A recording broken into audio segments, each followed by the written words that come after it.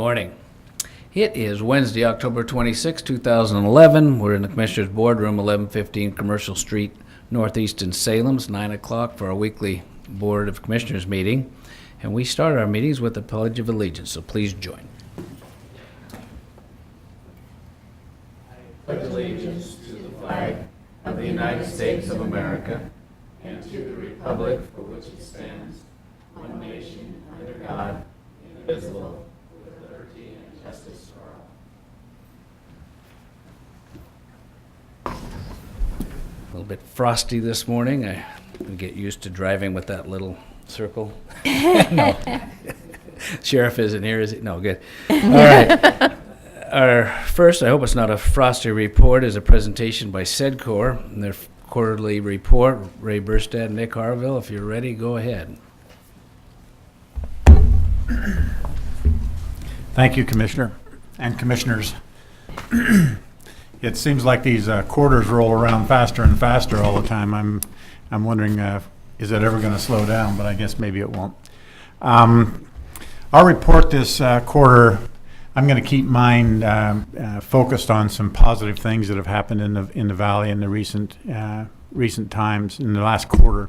As you're aware, we're all aware that unemployment remains a concern of all of us, and it has edged up a little bit this last quarter, primarily because the school district has furloughed 400 people. The state and county and city governments continue to trim their budgets, and some people have been furloughed from those entities as well. And we haven't been able to keep up with creating new jobs fast enough to replace those employees. But there are some good things that have happened out there, and I want to share them with you because I think it speaks not only to what Marion County does, but what the city of Salem and the state is doing to help create jobs in our community. I don't know how many of you were able to attend, and excuse my voice, I'm on the tail end of a 12-day cold, so I think I've about got it whipped, but my voice tends to crackle a little bit. Last week we had an opportunity to celebrate two companies here in Salem that were small companies that were in facilities that were restrictive of their growth. They were both looking at moving their operations north of us into another county, into another district, primarily because their markets are up there. They both wanted to stay here, but just couldn't find the right facility, couldn't find the right opportunities to be here. As fortune would have it, about a year ago, the city of Salem, under the direction of Rick Scott, decided that they had some excess funds in one of their urban renewal districts that was ready to close. The district had provided everything that it had been required to do under the urban renewal law, but there was some funds left over, about $1.2 million. They took the money at our suggestion and working with Rick and other members, city manager and the mayor and everyone, and started a loan fund. Kind of a unique loan fund in that it's a loan fund that if companies that use it create jobs, certain portion of the loan is forgiven. Well, these two companies, Organic Fresh Fingers and the Wandering Angus Hard Cider Company, met with us, talked about their program and what they wanted to do and what their needs were. We qualified both of them for this loan program, and they moved into a facility that had been sitting vacant for about 3 years that John Miller built out in the Fairview Industrial Park. Split the building in half. They each took 7,000 square feet, moved their operations in there. They've both expanded. They both, Wandering Angus was in 15 states with their hard cider. They're now in 22 states with their hard cider. Oregon Fresh Fingers contracts food services to schools. They now have 3 new clients that are huge clients, new contracts. Between the two companies, these are two little companies in rural Oregon, more or less, who have expanded and are going to create 14 new jobs. Well, those types of good stories, that come about as a result of friendly governments willing to provide opportunities for funding for parts of these operations. Very intuitive young people who have these companies who are eager to grow but wanted to stay in Marion County, and we were able to facilitate that. That's a good feeling story that I think, it tells a little bit about who we are, who the government entities are in our community that help make things happen, and it's just a real feel-good story. We had the governor out there for the grand opening, Secretary of State, some other dignitaries were there, mayors and all, and I think it just was a real opportunity for us to showcase the fact that we want to create jobs. We want to have local companies under Nick's direction expand and create jobs, and that's who we are. The third one that happened was we got a call from one of our, not even a member of SEDCOR, but a small company up in the Donald area that was operating out of the end of one of the seed warehouses at a local seed company up there. Just wasn't working for them. They had no heat. They had no air conditioning. They were having to lay people off because they couldn't work in the cold weather. Came to us and said, can you help us find someplace we can go where we can continue our operation? They manufacture high-tech spraying equipment and have a huge market that's expanding. They're mostly in South America where they sell their product, but there's a demand developing here in the valley for the wineries are starting to use their product. Just a neat story. Nick found a facility over in Mount Angel. He and I went over, we walked it, we talked to the owners, Nick did. Nick negotiated with the city officials. There were some zoning issues, and long story short, within a matter of 2 weeks, they have moved their operation into this new facility and are going to create 6 new jobs. Little things like that. I mean, yeah, we're not attracting the huge projects to the valley, but we're taking care of our own, and we think that's extremely important. I will report that we are in negotiations right now with a major facility in the Staten area. We have met with the client at the facility. We've met with city officials. I think we've got the state involved in the workforce development program. I am 98% sure we're going to make this thing work, and it's going to create 400 to 500 new jobs in Staten. They're not the type of jobs that we traditionally recruit for. They're going to start, these folks, most of them will start at the Oregon minimum wage, which is $8.80 an hour. But that's just for the first 90 days, and then they plan to start increasing the salaries of these folks. But my board has come to the conclusion after an arduous full board meeting last month where we sat down and talked about what does it really mean for jobs in Marion County? Do we want to restrict ourselves in our recruitment processes to family wage / traded sector jobs that carry, that pay $36,000 to $40,000 a year and have the full benefit package? If we restrict our recruitment efforts to those jobs, there's not a lot of activity right now. But our board has come to the conclusion, in today's economy, any job is a good job. And 400 to 500 jobs in the Staten area will do a lot. People are very excited over there. The city manager, the mayor, we met with them. There's a lot of enthusiasm coming about to help make this happen over in that project. Nick and I and the client, and we haven't met with the property owner yet, but the deal with the property owner we think is about finalized. So this is a company that will be moving from another jurisdiction in Oregon here, primarily because they couldn't find a facility where they were. So we're excited about that. I like to tell you good things that are happening. The unemployment thing still concerns us greatly. We're at 10.2%, which is still 7 basis points lower than it was a year ago. But double digit in unemployment is not good. And it's our priorities right now are to bring that number back down and to help create some new jobs in the area. So this thing in Staten will certainly help. Other than that, we've had some enterprise zone activity in the Salem Enterprise Zone that's gone on. I continue to serve on the Economic Development Advisory Board. Of course, we don't have funding to do anything at that board right now, but we've got a strategic plan put together. Don Russo's been working hard on that, and we appreciate his efforts along that line. And I'll answer any questions when Nick's done with his report. Thank you. Good morning, Commissioners. First, I wanted to bring your attention to a book that is being published now. It's a book called Towards One Oregon. The cheapest place to buy it is Amazon. I bought it from the OSU bookstore because some of the authors are from Oregon State University, University of Oregon, and Portland State University. They're involved in rural studies, urban planning, and they are economists and political scientists.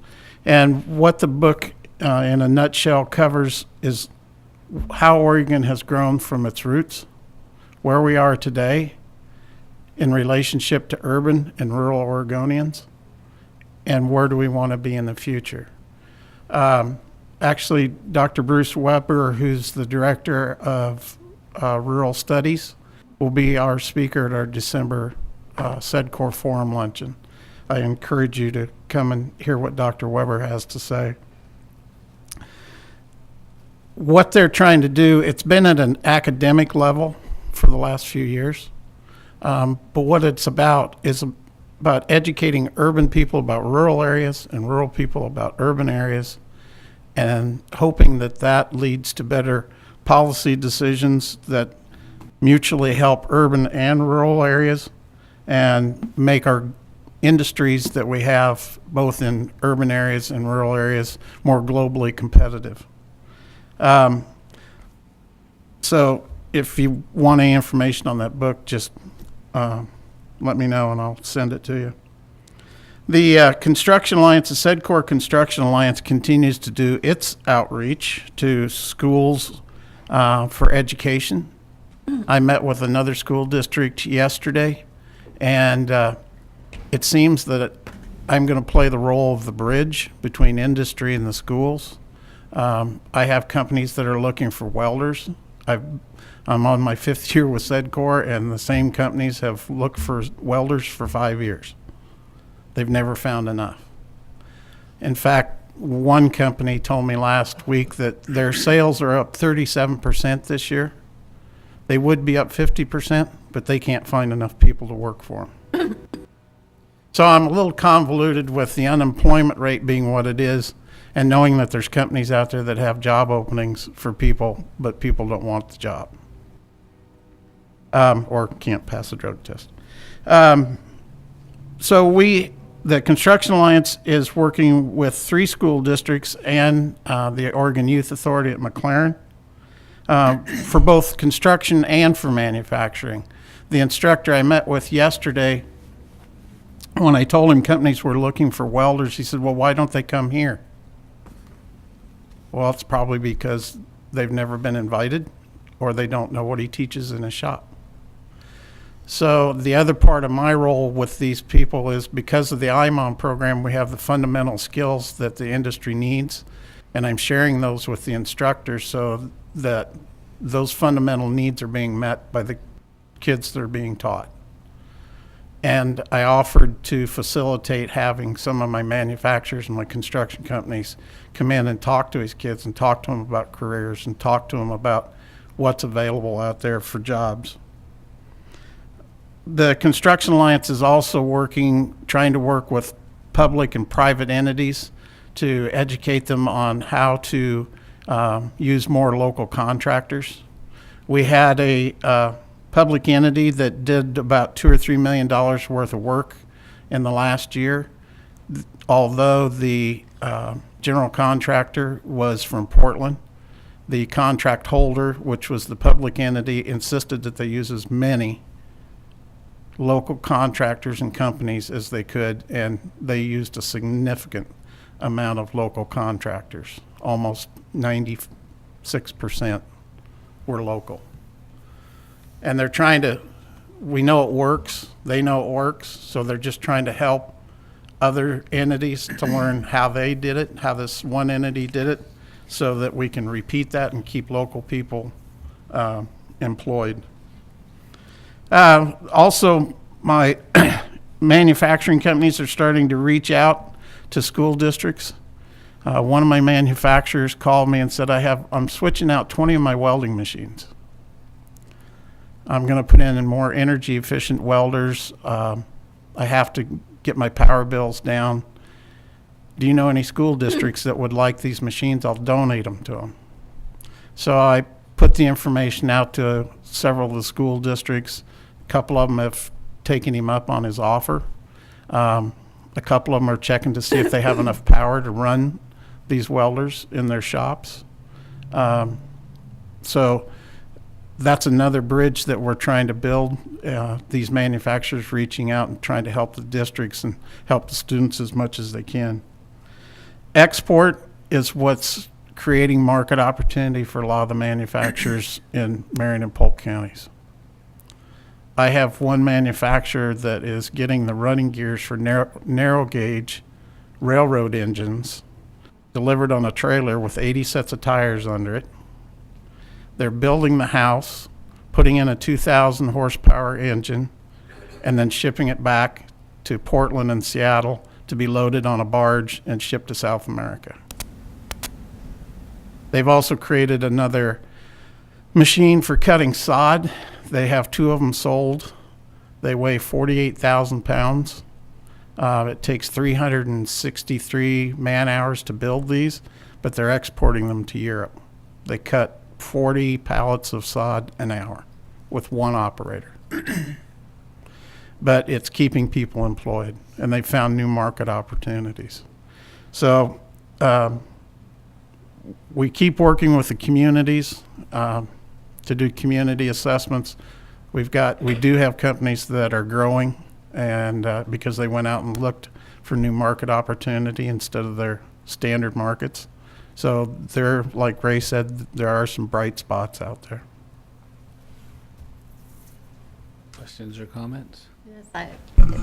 Several comments. First of all, thank you both so very much for being here. It does seem you were just here giving a quarterly report. That's why when I first saw you walking across the parking lot, I thought, that's right, you were on the agenda this morning. What?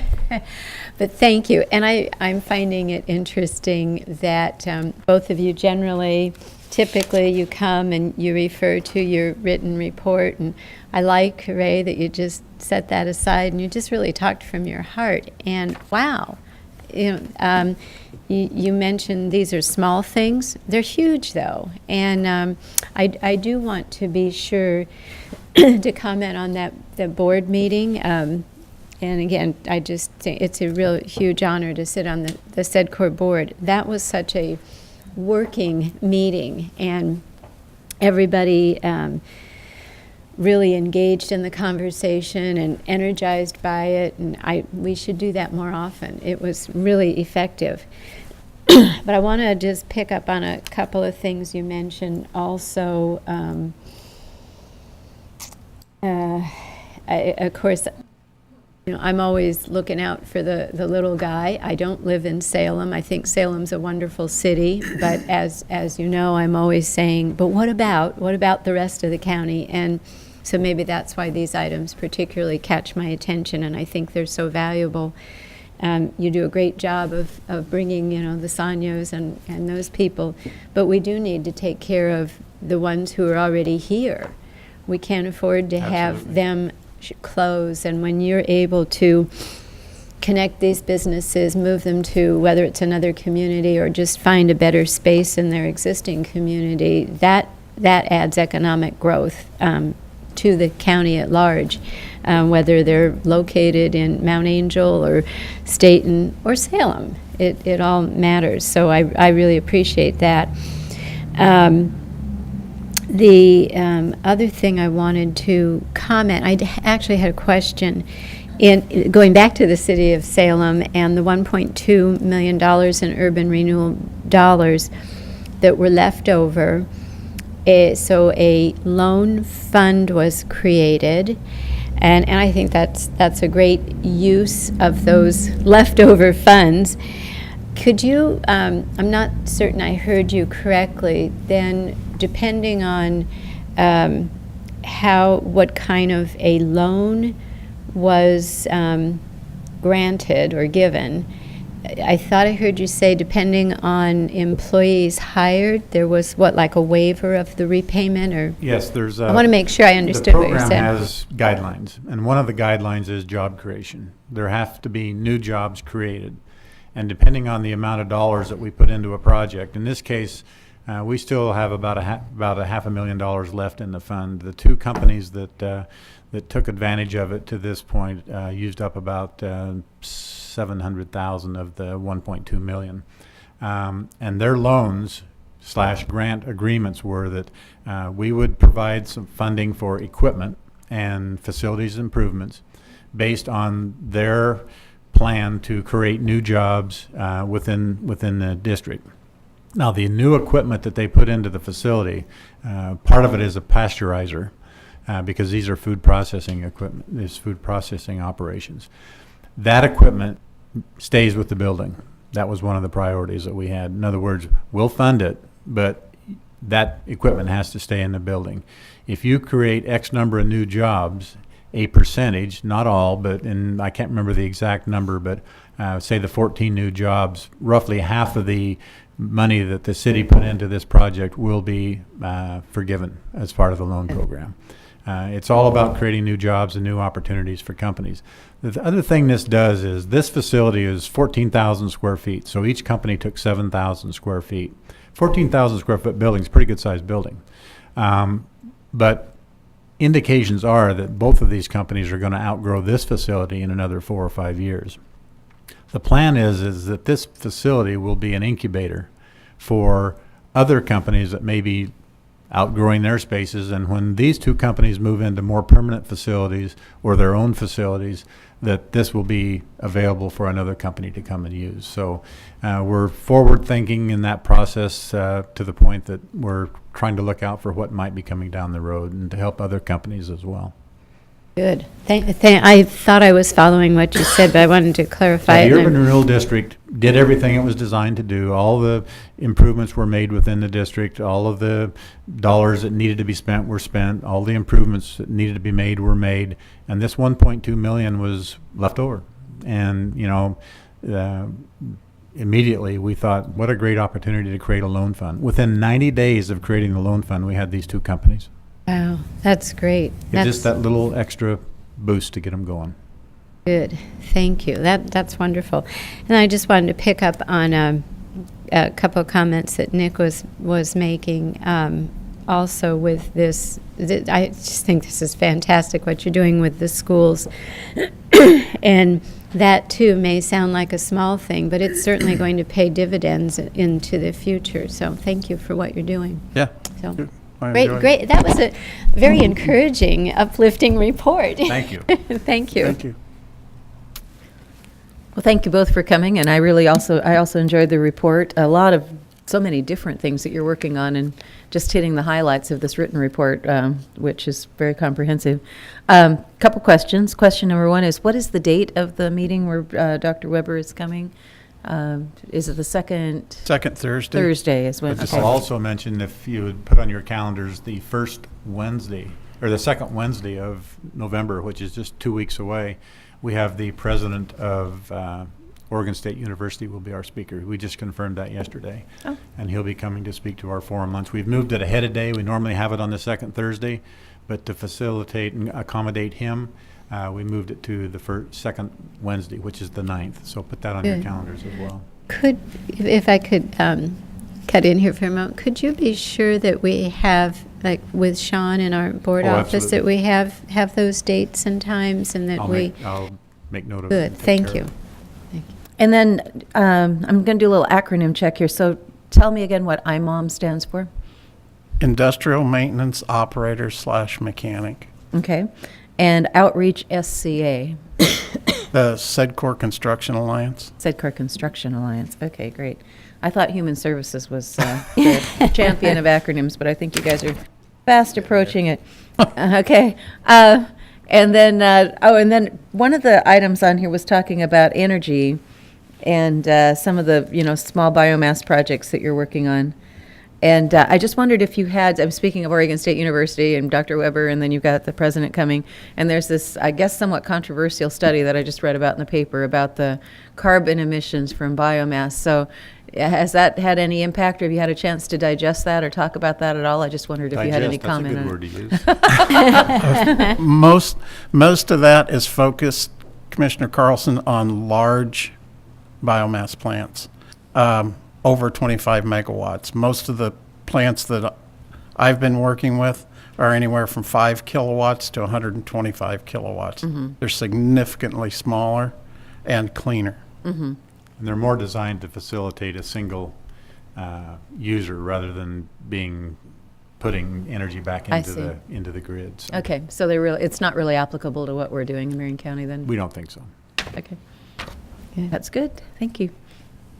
Oh, a couple things, and Ray, I didn't know, and maybe I should have, but this news in Staten is really big. I was doing some quick math. It's like $500,000 of new money circulating through the local, Staten, Sublimity, Almsville, and East Salem, et cetera.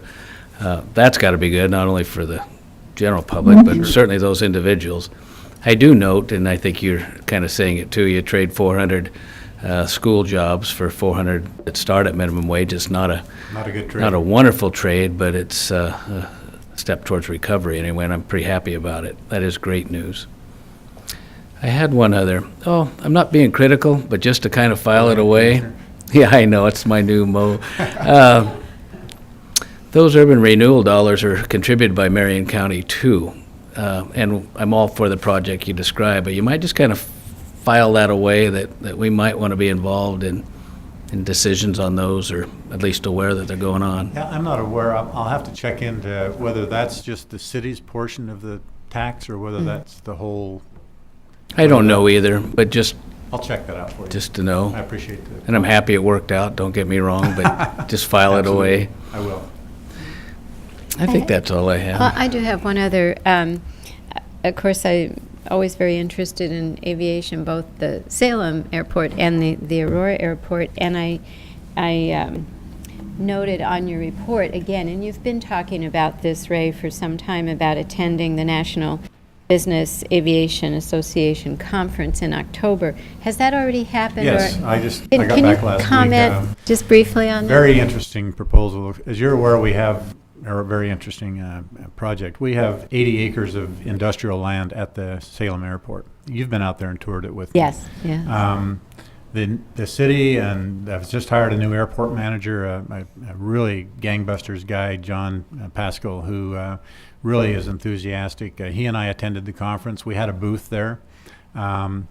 We contacted 80 possible clients, people that are looking at us as one of their possible areas for expansion of their companies. Really, out of that 80, maybe 6 to 10 are real live candidates that I'm going to really go after. But that's 6 to 10. Yeah, that's 6 to 10 we didn't have before.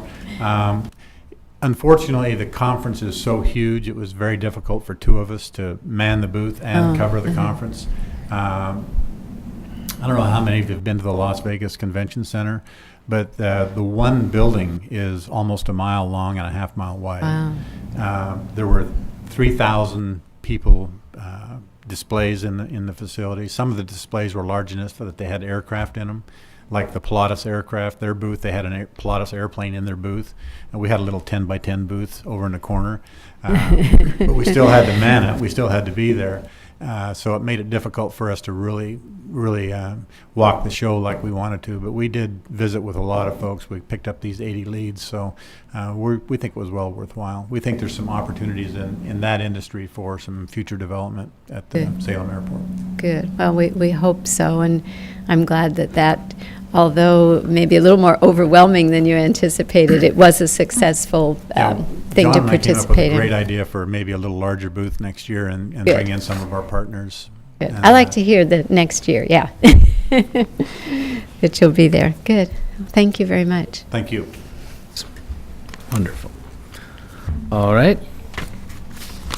Next item is public comment and no one that I know of is signed up to speak under that. So we'll move to our consent calendar, and I'm not sure who. Right, Mr. Chair, I would move today's consent calendar. Under Children and Families, approve Amendment Number 1 to the 2011-13 Medicaid Administrative Claiming Intergovernmental Agreement between the Oregon Commission on Children and Families and Marion County. Under Public Works, approve Amendment Number 1 to add $208,524 to the contract with Albina Asphalt for furnishing and application of emulsified oils and liquid asphalt on county roads.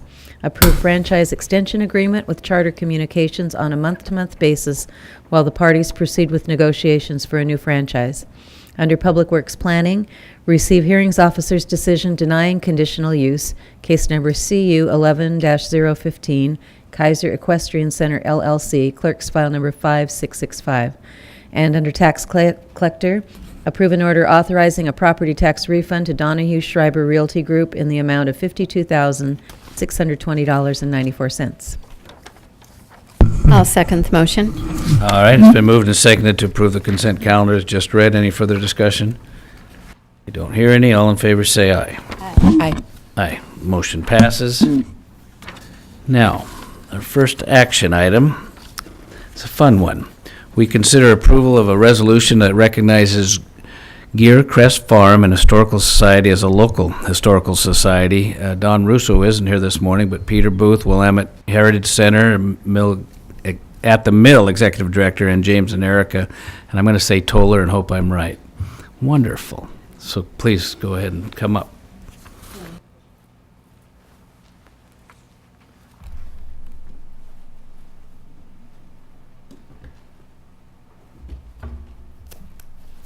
Thank you.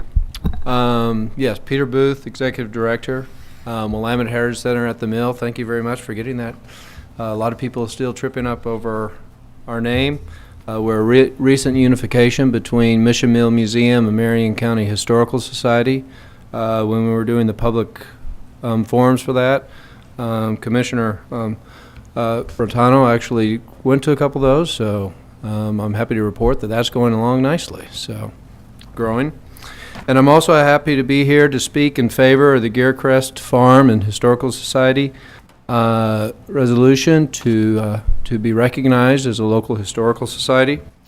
This particular farm dates back to its land grant in 1848, December 1848, settled a few months afterwards in 1849, and the farmhouse out there dates back to 1851. I think our museum is one of the only places in Marion County that might actually have an older building. So this is definitely being one of the older structures in Marion County.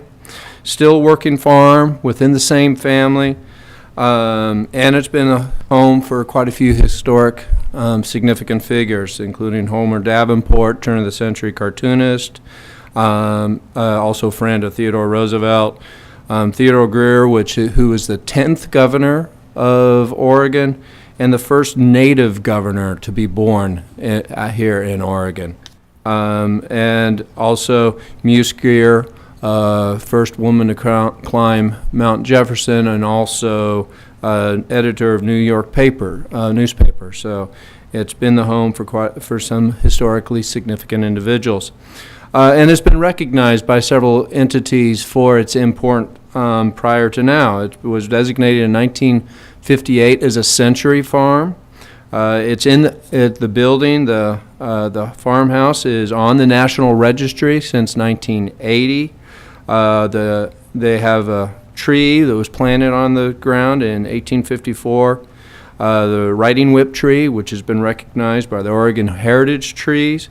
It has been received as 501c3 in 2007, and it's been recognized by the Cultural Trust as a cultural organization and as an eligible cultural organization. And its leadership has taken the time to also establish good partnerships, working with other historical entities in the county, including the former Marion County Historical Society, and thus we inherited that partnership at the Willamette Heritage Center, and also the Silverton Country Historical Society. So the leadership at the historic farm has definitely taken the steps to be responsible and to develop its partnerships with other historical entities. Why am I supporting this, and why is the Willamette Heritage Center at the Mill supporting this? For two reasons. First of all, I'm definitely interested, as our mission now states, and we have established a new mission since our merger, in the preservation of local history and heritage. And as we heard in a previous presentation, and as we have at the mill, are definitely stressing the importance of agricultural heritage for our Willamette Valley. The preservation of a century farm of this importance is important for preservation of the agricultural heritage of our community. Our mission at the Willamette Heritage Center Mill is now to be paraphrased, that platform upon which other heritage organizations can better preserve our larger community's heritage. And so this is a partnership working with Geer Crest Farm that is perfectly designed to try to preserve the larger heritage of our community. We are working with a lot of other heritage groups throughout the valley, and so we welcome working with Geer Crest. The other importance that I want to point out for preserving or for establishing Geer Crest as a historical society is the further promotion of heritage and cultural tourism. Heritage and cultural tourism is sort of beating the trend in as far as the economic situation. In a sense, it's a growing industry. Through the work of a lot of the cultural entities around here, through the work of such entities as Travel Salem, partnering with Travel Oregon, there has been a steady growth in cultural and heritage tourism. That's the most valuable tourism that you want. The average tourist will spend on a trip, this is nationwide averages, about $600 per person, whereas a cultural heritage person spends over $800 per person. So they're the tourist you want. They stay longer, they spend more. The tourism in Salem and Marion County has grown since 1991 from $108 million direct spending to just last year, $224 million direct spending throughout Marion County. There's a lot of potential to grow that more, and the best way to do that is develop a great network of heritage partners and cultural partners that is going to act as a draw. No one institution or group is going to draw things. It's going to be a network of institutions that's going to draw tourism to this area. And we don't have strong partners now to really preserve agricultural history, and Geer Crest Farm would play an important part in that network. And so thus the Willamette Heritage Center would like to support this resolution. All right. Any question? I wonder if James or Erica would like to say anything, tell us what's going on out there, or public availability. If he'd come up to the microphone, we'd enjoy that. Yeah, I'm Jim Toller. I am the president of the Geer Crest Farm and Historical Society and current owner of Geer Crest Farm. I represent the 5th generation of the Geer family that came to Oregon in 1847. They have a rich history. Ralph Geer was a member of the territorial legislature. He was a member of the commission that established the Oregon-California Railroad. He was a fruit farmer. His grandson, Homer Davenport, maybe many of you know they have a festival in Silverton every year. His nephew was the first governor, native-born governor in Oregon. And what's left of the farm, 20 acres now, is truly a cultural treasure, I think. And when my wife and I came to own the farm about 12 years ago, we bought it from my aunt, and she's just recently passed away. And it was important to her that it be preserved. And the way that we feel we can do that is to put it into a public trust. And so that's why we're here today. Could you talk a little bit about what is on the site and what is open to the public and how you're sharing the family history Okay. and background? It's on a 20 acres. It's out at the end of Sunnyview Road. The house is on the National Register, built in 1851. There is a stone fruit cellar built in 1880 on the register also. There are 3 barns as well as a cottage there. It is open to the public on specified days, but mostly what we are attempting to develop is an opportunity for school children to be able to come to the farm and experience a piece of history on a working farm. Thank you. All right. Well, we have a resolution to approve. All right, well, Mr. Chair, I would move that we approve the resolution recognizing Geer, Crest Farm and Historical Society as a local historical society. And I want to thank you for coming, and good luck. And it's very, very exciting to have that kind of history here in our area. So, And I'll second the motion. I also want to thank you for coming. This is really exciting, and it was very interesting to hear about the background of your farm. Thank you. All right, it's been moved and seconded to approve a resolution that recognizes Geer, Crest Farm and Historical Society as a local historical society. Further discussion? Hearing none, all in favor, say aye. Aye. Aye. Motion's approved. Thank you, too, for coming in, and hope it all works out. Thank you. And I'd like to come by someday, Yeah. so be ready. Yeah. Are we going to read it? Or? Well, it is a resolution. Okay. We can, so it's set up in proclamation see. form. Would you Right, like yeah. to? Is this is appropriately a resolution, right? Yes, it is. Okay. Yes, it is, Commissioner. Okay. Not a proclamation, but a Okay, resolution. so we generally don't read resolutions. Yeah. I thought about it before you even asked, but James pretty well went Yeah, over he the did. main Okay. things. Founded in All right. 1847, Homer Davenport connection. It's all good. Thank you Okay. again. Thanks. So I apparently have the official copy here, and I hope I have it.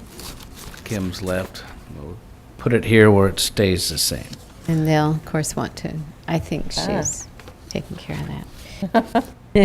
How did that happen? Well, it wasn't in my book, and I needed something.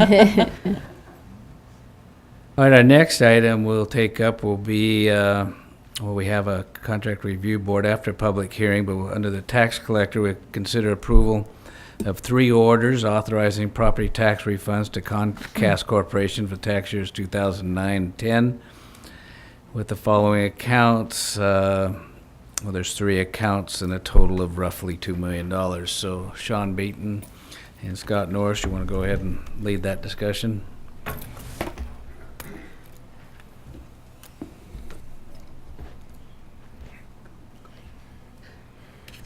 Good morning, Commissioners.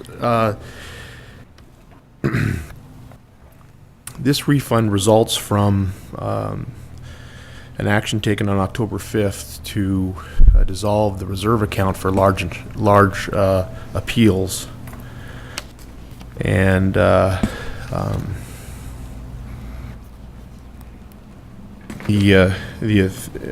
the Comcast, which is a utility, and the years that are covered here are the 2009-10, and that will be as a direct result of the reserve fund. And out of proceeds from the 11-12 this year, we'll pay off the 10-11 account, and there won't be any refund necessary for the 11-12 year, as House Bill 2569, this past legislature, allows the assessor to offer a deferred billing credit for the disputed amount of taxes, and that will stop the accumulation of a 12% interest rate. Good morning, Commissioners. I'm Scott Norris from the Office of Legal Counsel. As Sean referred to, the refunds, and there are 3 accounts before refunds for 3 accounts before the board today, reflecting the Comcast holdings within Marion County. The refunds before the board today are the result of the termination of the reserve account, which the board ordered a few weeks ago, and thus following the creation of the deferred billing credit under House Bill 2569, refunds are required pursuant to new House Bill 2569, which is why these are before the board today. All right, any questions? Yeah, I do have a question. So this is the result of the discussion that we had under the House bill that says that, you know, we went through this before at a prior board session. We have three options. I mean, one is that we just keep the money and deal with it later. Second option is, right, and pay, and potentially pay a lot of interest. Second one is that we keep it in a reserve account, which is what we opted to do. And that would also trigger more interest. And the third is that we pay it now. But if the court finds in our favor, then there'd be dollars due back to us, right? So I'm just curious why it says in the order that the three orders are all worded pretty similarly. They're just referencing the different petitions. So it says the matter came upon the recommendation of the tax collector regarding a tax refund petition attached hereto and incorporated herein by this reference. And then the board finds that the petitioner has demonstrated that a tax refund is due in the amount as set forth in the petition, when actually there's still some controversy over whether it's due or not. It's held up in court. So can you maybe describe to me why that language is used in the board order? Well, under the language of House Bill 2569, when taxes have been paid after a deferred billing credit has been issued, or I should say, turn that around the other way, when a deferred billing credit is issued, if taxes have been paid, then a refund is required without interest. And that is why these are coming before the board now, even though the ultimate case has not been resolved yet. And with the idea of doing so minimizes the interest exposure to the taxing districts. Right, but there's no reference to the law that it's under here in the order at all. So it just, I mean, just saying, well, we owe this to them. And we might, but we don't know that yet. But we're doing this to save the interest. So I just want to make sure it's on the record that that's what my intent is when I vote yes on this. But I don't think it's entirely clear, so. Chair, I agree with what Commissioner Carlson is saying, and I hear what you're saying, Scott. And if you look at the legal language in the House bill, to say that a tax refund is due may be correct legally to match those languages, where I think Commissioner Carlson is correct, and it was my discomfort as well. There should be, I believe, too, some additional language that relates the refund to the House bill. Pursuant to ORS, whatever. Right, Something like and so that if somebody reads this later and says, well, we, presumably Comcast, we demonstrated that the refund was due, so what do you mean you're coming back now? So there is, I think, having some language that links it to the intent of the House bill and what our intent is here today would really give me a greater sense of Right. comfort as well. We can revise the language of the orders. Yeah, I think that would To make me reference. feel a lot more comfortable Yeah. if it actually references the House bill in the order and says that it's due pursuant to the House bill, so that it's very clear that we're refunding the money based on the House bill, but the money in question is still in play, I guess, for one of a more technical term. Yeah, that there's an understanding that there could be a subsequent action that also is relative to that House bill. Sure. Okay. Some kind of qualifier, perhaps. Yeah. Right. Yeah. At this time, or as far as we can tell, whichever you like. Until the next court case is heard. Right, so. All right. Gloria, it looks like she has something. Go ahead, Gloria. Mr. Chair, Commissioners, the other thing that could be specifically referenced is the Comcast court case. Because the current state of the law is that, based on the Court of Appeals ruling, is that a refund is due or that monies are owed to Comcast. And that is the case that is currently on appeal that ultimately may change the outcome of this. So we can approve this conceptually with the idea that the order would be amended to make more specific the reference to the case and the reference to the statute. That it would reflect our comments Right. here today, and I appreciate your comment, Gloria. That would really make me feel more comfortable, Do you too, wanna go ahead with referencing the that case. motion then? Sure.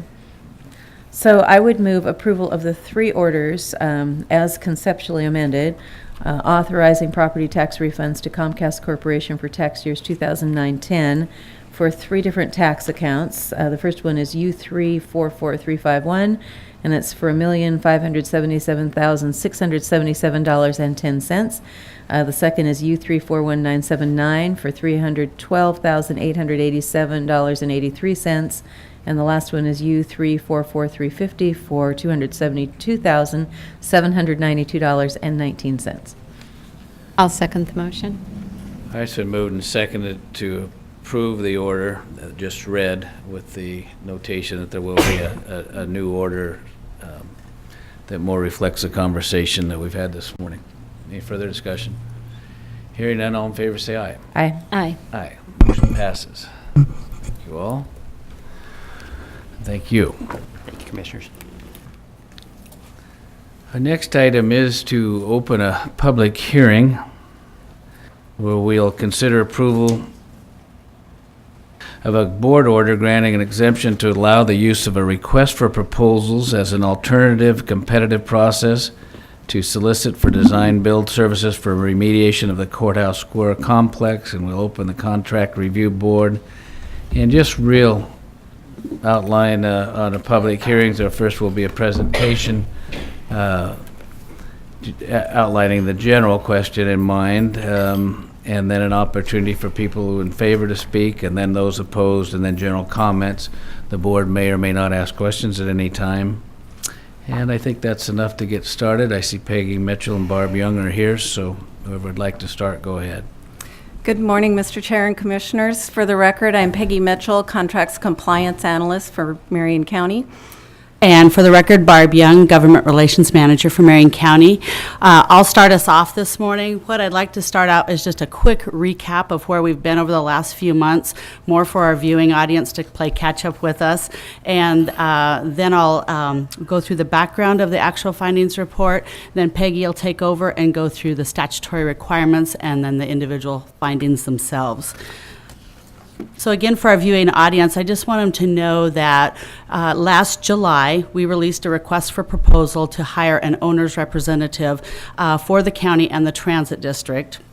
And we were looking for a firm with engineering, remediation, and strong project management credentials. And this firm would also be one that would help us write a remediation RFP. This firm was Golder and Associates, and we hired them at the 1st of September. September 19th, we held a joint board meeting with the commissioners and the transit directors, and at that meeting, they decided to move forward with writing and releasing a request for proposal for fixing the building. And I want to add that the county commissioners, the transit directors, our Courthouse Square Solutions Task Force members have all been wanting to get a market-driven cost estimate for those repairs. Since we've had a range of estimates anywhere from $18 million to $53.5 million, we need to hone in on that market-driven estimate. And then that's information that will help both boards move forward and make a decision with what you want to do in the future. As we work to prepare this remediation RFP, both the county and transit need to select an appropriate procurement method. And October 5th, staff met with the commissioners and we walked through definitions and pros and cons of the traditional design bid build versus design build, which is an alternative procurement method.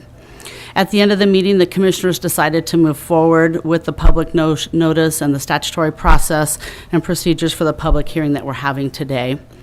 And in addition to the statutory requirements, the commissioners also wanted to do extra outreach into the community and make sure that folks were aware of what we were working on so they had an opportunity to comment. So we sent out additional press releases and public notice to not only our newspapers, but the Home Builders Association, Associated General Contractors, and asked them to send the notice out to their membership, and then also send the information out to our task force members. So that leads us up to today. So Peggy and I will walk you through the draft findings of the design build procurement method. And I also want to note that we worked with Transit jointly on these findings and that they will be holding their public hearing tomorrow on this subject. So as we turn over to the report, I'm going to just, like I say, just hit the highlights of the background, and then Peggy will walk into the statutory requirements and whatnot. In the background, the Salem-Marion Mass Transit District and Marion County are joint owners in the Courthouse Square complex. Both entities have the ultimate responsibility to the taxpayers for this complex. The Courthouse Square complex is located at 555 Court Street, Northeast Salem, Oregon. It encompasses one entire block, and it's bound by Church, Chemeketa, High, and Court Streets. The Courthouse Square complex contains a 163,000 square foot, 5-story above-grade office building, a below-grade parking garage under the entire complex, a 2-lane transit mall, Hatfield Plaza, and the North Block area. Hereinafter, we'll refer to this as the Courthouse Square complex. The construction on the Courthouse Square complex was completed in early 2000, and the office building opened officially in September of 2000. Initial problems began to arise in 2002 and initially thought to be cosmetic and repairable. After further investigation, on June 30th, 2010, the engineers and consultants recommended immediate closure of the transit mall and a portion of the parking structure under the bus mall.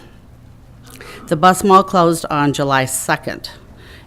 Additional analysis of the building led to a change in classification on the building from safe to dangerous. And at that point, the City of Salem's abatement process kicked in, and we were given 60 days' notice to move out of the building. And the building was completely vacated by the end of September 2010. So from there, the county and the Salem Transit Board wanted to chart a course of action and move forward, and they created the Courthouse Square Solutions Task Force, made up of community members with various backgrounds and experiences, and owners were also on that board. The owners' governing bodies had contracted with the firm, as I mentioned earlier, to provide owners' representative services. And one of the first tasks of that owner's representative is to develop this solicitation to get our market-driven cost estimate. And again, once that is determined, then the boards can utilize that information to move forward as they choose. So with that, I'd like to also then now turn it over to Peggy for our statutory requirements. Oregon Revised Statute, Chapter 279C, prescribes construction of public improvements. Marion County also adopts its own public contracting rules, and our Section 40 addresses our policies and procedures when we move forward with releasing solicitations for the construction of public improvements.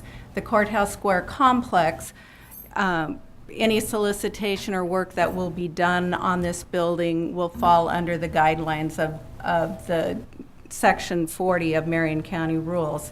And I'll just go back and hit highlights of our definitions. And what we're finding is when we use the term design, bid, build, which for Marion County under our rules, that is what is prescribed by statute, and that is how we will go about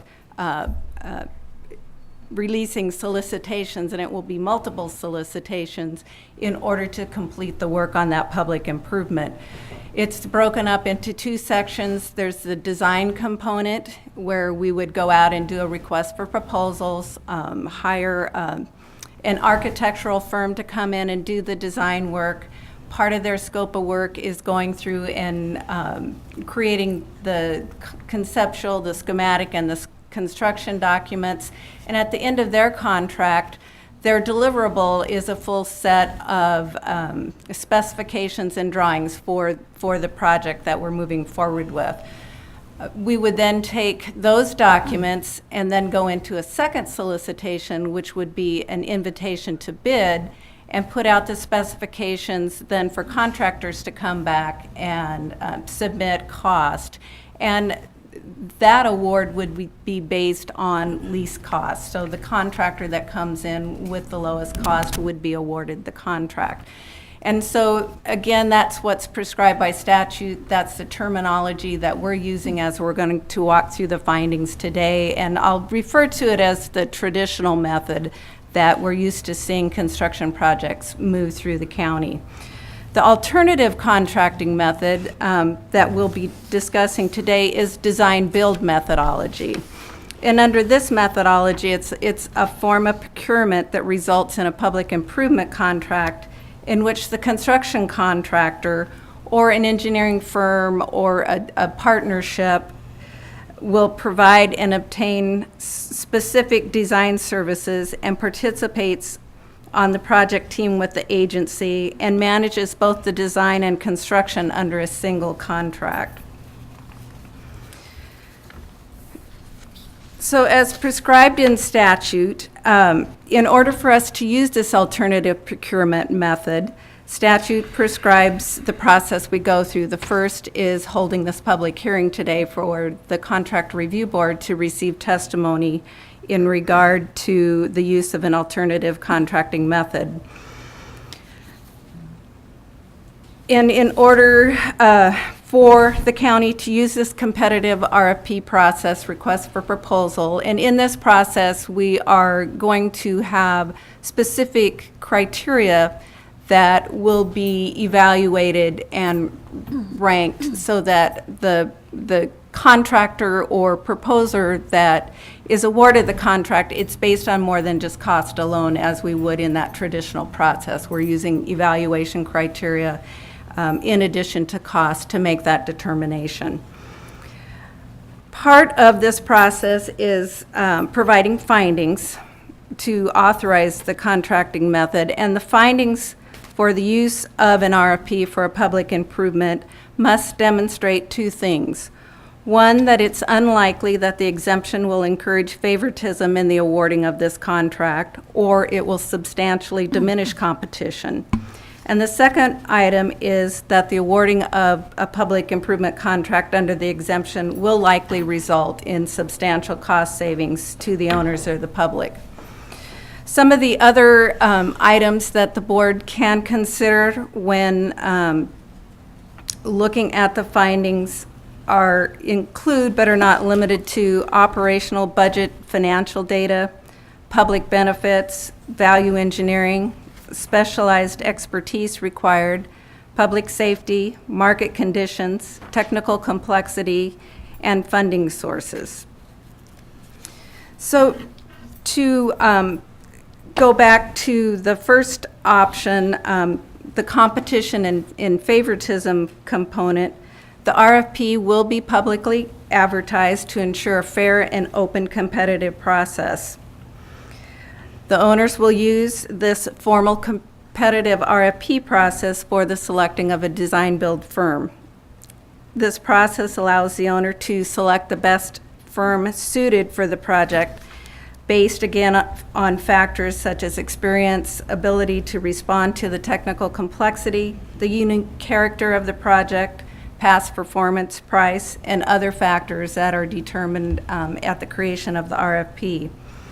Objective selection criteria and a formal selection process will be included in the remediation RFP. The selection process will then determine the highest ranking proposer, and that will be based on a team review of weighted evaluation criteria that will also be identified. The RFP will also include special requirements pursuant to federal, state, and local public contracting code to ensure fair and open competition for any subcontractors or consultants. And again, there is a component that if the remediation fix is, if we walk down that path, that transit will require use of federal funding in this project. And so we will also need to take into account any of the federal rules and regulations in addition to state and local. Again, we'd mentioned that the federal transit in part of their rules and regulations, they prohibit a geographic preference based on FTA-funded projects. And again, if funding is used for a portion of the solution, then the FTA requirements will take precedence. Our resulting contract will take into account their rules and regulations as well. The next point that the findings talks about are substantial cost savings. One of the efficiencies of a design-build methodology, it allows the owners to partner the contractor with the necessary engineering and other specialized disciplines needed for the development and completion of its proposed solution in response to the remediation RFP. The proposed solution will include input from contractors, engineers, and others working as a team, fostering a cooperative exchange of ideas. The project team dynamic allows for input and regular reviews during the development of the proposed solution, which allows for opportunities for recommending clarifications, corrections that will reduce vulnerability to contract change orders, disputes, and claims during the actual construction. It also allows for design efficiencies to be woven into the proposed solution and construction process, providing quick resolution of any design or engineering issues that arise, and keeps the project on schedule, thereby saving both time and money for the owners. The design-build firm will provide analysis of the local labor market to make recommendations to the owner's project team for selection of materials and systems least vulnerable to cost premiums as a result of labor issues in the area. Another cost savings benefit is a shortened project schedule. Because the existing Courthouse Square complex requires a remediation solution, the RFP will allow us to solicit for specific fully costed solutions that will take into account certain elements of construction that will be allowed to proceed soon after contract award. This methodology shortens the construction or delivery period. Basically, it eliminates the need for that second process I described in our traditional design bid build, that time period that it would take to go out and finish the design work and then award an invitation to bid. There are lower project cost. Cost estimating will be done throughout the process. It allows the design build firm to do cost estimates as they're building their proposal, taking into account value engineering opportunities, and arrive at a final cost for the proposed solution. There's also reduced change order exposure through this process. It has the team together at the table as they're building the proposal, and that it would allow the proposal to be fully flushed out, so any issues with requests for information or RFIs or design construction changes that may come up will be minimized through this process.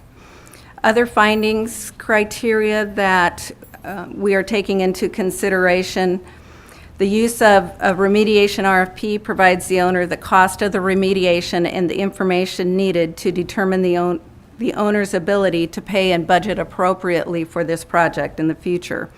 It also provides the owners the data necessary to make decisions on the future direction of the Courthouse Square complex. Public benefits: restored access to government and transit services will benefit the public. Return of the occupants and visitors to the Courthouse Square complex provides added economic benefits for local businesses. The use of this methodology also provides opportunities for the contractors, engineers, and other specialized consultants to factor in any needed value engineering or cost-saving measures in the development of its proposed solution. Specialized expertise: this project most likely will provide the opportunity to acquire a specialized, technical, peer-reviewed, and cost-effective solution to repair the Courthouse Square complex. It enables the design-build firm to include viable, successful construction techniques, quality assurance and quality control elements, and integration of building systems into its proposed solution. The technical complexity, again, it allows the owners, owner staff, our owner's representative, and selected design-build firm to take a collaborative team approach with the necessary technical expertise, experience, and project management skills assembled. And the last item is public safety. Owners will benefit from the integrated project team's experience, knowledge, and specialized expertise needed to correct the structural deficiencies and restore life safety and serviceability in order to put a joint government asset back into service. Again, if we move forward with this process, using the RFP methodology, the resulting contract would still be treated as a public contract for public improvement as defined by our public contracting code, and will be subject to all requirements for public improvement contracts, such as hours of labor, retainage, prevailing wage, subcontractors, bonds, insurance, warranties, and peer review. So with that kind of walks us through the findings document that we have prepared for the board's consideration. I have a bunch of Oh, questions. a bunch of questions. Go ahead. Thank you. Thank you, Peggy and Barb. I appreciate the overview. A lot of information, and this is a big decision, so I think we want to make sure that everybody's really clear about what it is that we're doing and why, and I think you've laid it out nicely in writing. I just want, and in some of these questions, I'll probably be asking you to reiterate things you've already said, so be patient with me, but I just want to kind of put it into context. So the first question I have is, so we have the design bid build, which is the traditional, and we have the design build, which is what you're recommending that the board approve as the contract review board today. So what is the process that was used initially when Courthouse Square was constructed? And I know I've asked you this question in other meetings, but I just want to get it on the record so we can put it all in context. Initially, when the Courthouse Square project was first conceived, it was done through an alternative process, through an RFP process, which solicited for proposals from a public-private partnership. So a development firm was hired to come in and walk through that process. As it got started, and because of funding issues, budget issues that occurred at the time, the project was stopped, and again, a similar task force and advisory board was put together and walked through the steps. And eventually, Courthouse Square, the design was kind of scaled back and built to the model that it currently is today. And the county went through an exception process to retain the architect of record from the development company and move forward and had them go through a redesign of the building. And at that point, they went through, finished a complete specifications, bid document package with all the drawings and construction drawings. And from that, then the county and the owners did an invitation to bid. So we did a formal competitive process to bring the contractor on board. And then that contract was awarded at least cost. So it was kind of an exception process at the beginning, but then Yes. when we ultimately bid it out, it would have been a design, it would have been a bid build. Correct. So sort of an exception bid build or whatever. It's a little bit of a variation on the theme. Correct. It was a combination because of circumstances that occurred in 1997, 1998.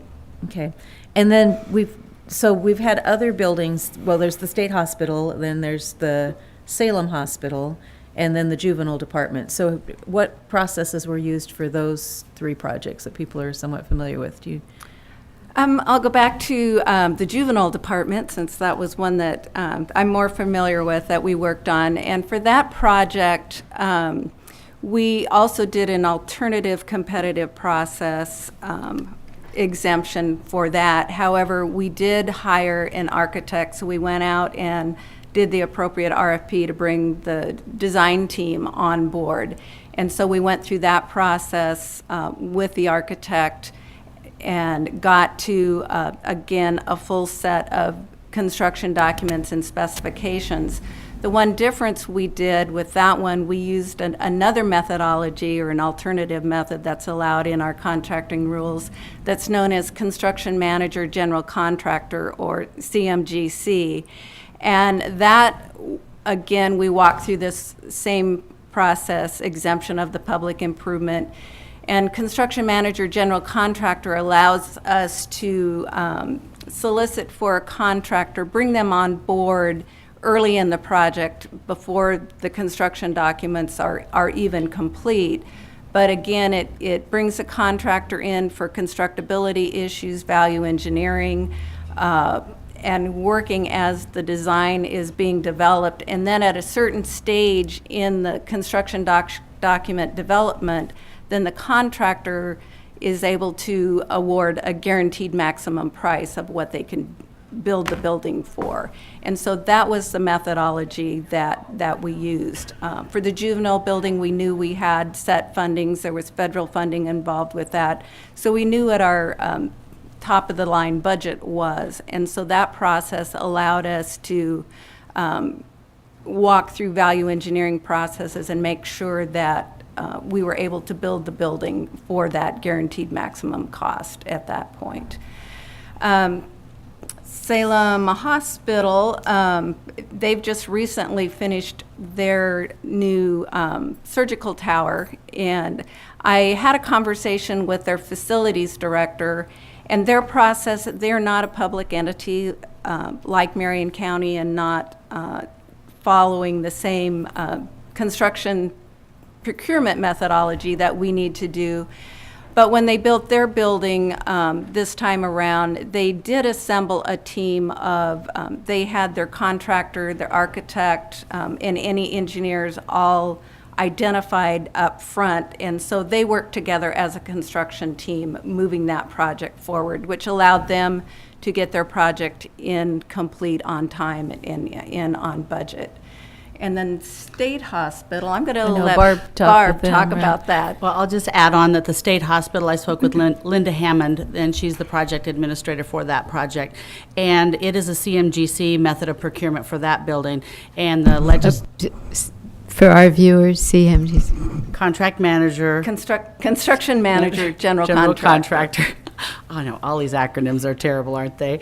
So they use that form of procurement for their project, and it was funded, the funding for that was authorized by the legislature in 2007 through the use of certificates of participation. Okay, so they use the CMGC. So, but we're not looking, I mean, the choices that we're giving are between a design bid build and a design build. So where does the CMGC fit within that kind of spectrum, and why was that not one of the ones that were considered as we looked at that? Just out of curiosity. It fits in the middle because we are still doing the traditional methodology for bringing on the architect and the design work. And typically you'll use Construction Manager General Contractor when you're doing new construction. Because you have that concept. You have the bare land and a concept. Yes, we need a building and it needs to be 5 stories, underground parking. So you've got your basic program requirements to go into that building. And you would bring a general contractor on board through the Construction Manager General Contractor process. And that fits in that model better when you're dealing with new construction. We were looking at this project, and usually when we determine which procurement methodology we're using, it really is project-based. So we have to look at the specific requirements of each project as it comes forward and kind of figure out, which bucket does it fit into. Do we have the time to go through the traditional methodology? Or 2, we may we've got a limited budget or limited funding, and we might want to do the Construction Manager General Contractor methodology to help us keep that project tight and have that collaboration of the design team moving forward. Design build, we're using that methodology because it really is, it's not a full design of a new building. We just need a fix for for the structural deficiencies. Is that all we need? That's all we need. Just a simple fix. That's going to cost millions of dollars. But it was more limited to that the bigger portion is, there is going to be that engineering component and all of the structural, civil, mechanical, electrical engineering components that need to go into that solution and design.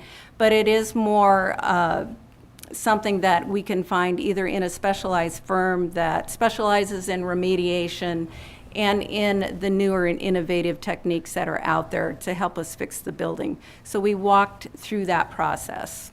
And I'd just like to tag on to that too, and it's in your packet, and we also posted it on the web.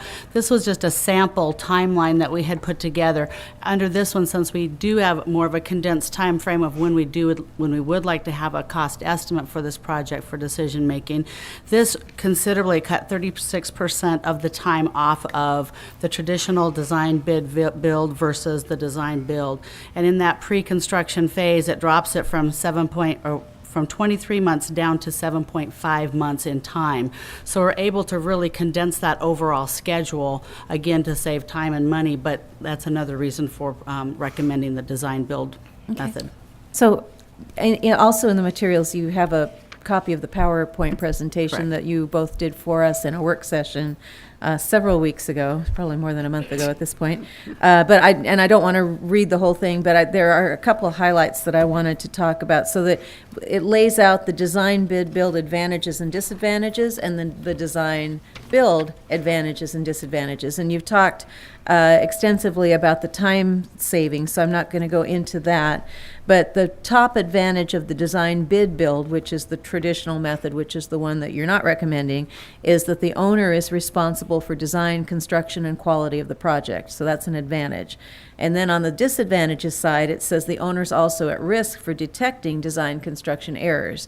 So I think, that plays into a lot of the discussions we've been having about, what went wrong in Courthouse Square, and, and the fact that we don't have the technical expertise per se within our own staff at Marion County to manage a project of this size and scope.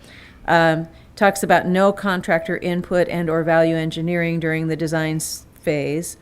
And then also the qualifications and technical expertise of the contractors are not considered in this method. So as I understand it, the design bid build is strictly on the low bid, but you don't know whether or not the people that are bidding then have the expertise to do what needs to be done. So I'm wondering if you could elaborate a bit on that, because given the specialized nature of the problem that we have at Courthouse Square. So we, as you were saying, we already have an office building that's already built. We have estimates that range from $49 million down to, less than 20 in terms of what the cost is to fix it. We need now this market-driven study, but so much hinges on how people then go about it. And we want, if we're going to invest money in a fix, that fix had better work, and it had better make the building so that it's safe, so that it's serviceable, so the public has confidence, the employees have confidence, all of that. So can you kind of speak to that in terms of the pros and cons of doing the one method or the other in terms of the qualifications of people that you might get with both methods? Sure.